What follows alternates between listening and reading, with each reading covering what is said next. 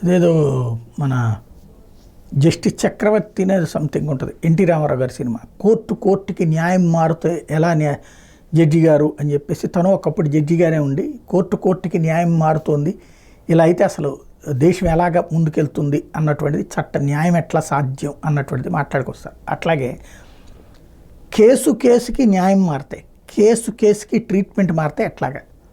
అల్లు అర్జున్ విషయంలో ఇంటికి వెళ్ళి బట్టలు మార్చుకునే లోపు మళ్ళీ బాత్రూమ్ బయట కూడా వెయిట్ చేసి అరెస్ట్ చేసి జైలుకు పంపించి బెయిల్ కూడా రానియకుండా చూసే ప్రయత్నం చేసింది ప్రభుత్వం.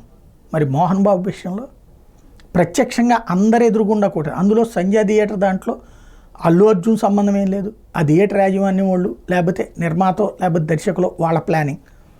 అతను జస్ట్ గెస్ట్గా వెళ్ళాడు. కానీ ఇక్కడ స్వయంగా మోహన్ బాబే మైకులు ఉచ్చుకుని కొట్టి తలకాయలు పగలగొట్టి ప్రాణాలు పోయే పరిస్థితి క్రియేట్ చేసిన దాని మీద కేసుని ఇదైతే కోర్టు వచ్చే నెల 7 దాకా వాయిదా వేస్తే స్టిల్ నౌ విచారించాలా అక్కర్లేదా, ఇదే కాన్సెప్ట్ మీద నడుస్తున్నది తప్పించి ఒక స్పష్టత లేదు.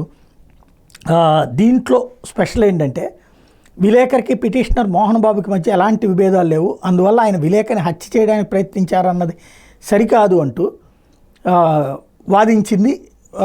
ఏది మోహన్ బాబు గారి తరపున లాయర్ వాదించారు. అయితే రాష్ట్ర ప్రభుత్వం తరపున మాత్రం మెడికల్ రికార్డు ప్రకారం మరోసారి బాధిత నుంచి వాంగ్మూలం తీసుకున్నాం, విలేకరు మోహన్ బాబు ఇంట్లోకి చొరబడలేదు, ఆయన కొడుకు మనోజ్ ఆహ్వానం మేరకు అక్కడికి వెళ్ళారు, బలవంతంగా తలుపులు మూసేస్తుండటంతో విలేకరుగా ముందుకు వెళ్ళడానికి ప్రయత్నించారు, అంతేకాకుండా మోహన్ బాబు అభిప్రాయాన్ని కోరితే అదే మైకు లాక్కుని కొట్టారు, విలేకరికి 4 సెంటీమీటర్ల మేర గాయమైంది, ఇప్పటికీ ఆహారం తీసుకోలేని పరిస్థితి, పైపుల ద్వారా ద్రవ పదార్థాలు ఇస్తున్నారు.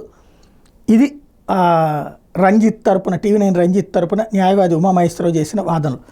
మోహన్ బాబుకు ముందస్తు బెయిల్ అవసరం లేదని ఇప్పటికే ఆయన దుబాయ్ వెళ్ళిపోయారు, దాన్ని పిటిషనర్ న్యాయవాది తోసిపుచ్చే వెళ్ళిపోయారని చెప్పి వీళ్ళు వాదిస్తే లేదు మోహన్ బాబు ప్రయాణ వివరాలను తెలియజేస్తూ శుక్రవారంలోగా అఫిడవిట్ దాఖలు చేయాలని న్యాయమూర్తి ఆదేశించారు. అంటే ఆయన దుబాయ్ వెళ్ళిపోయాడు అన్నటువంటిది ప్రధానంగా ఎలిగేషన్. అది కోర్టులో డిఫెన్స్ లాయర్ వాదించారు. అవునా కాదా అంటే ఆయన వెళ్ళేటట్టయితే వెళ్ళినందుకు సహకరించింది రాష్ట్ర ప్రభుత్వం అవుతుంది, వెళ్ళకపోతే తప్పుడు సమాచారం ఇచ్చినట్టు అవుతుంది.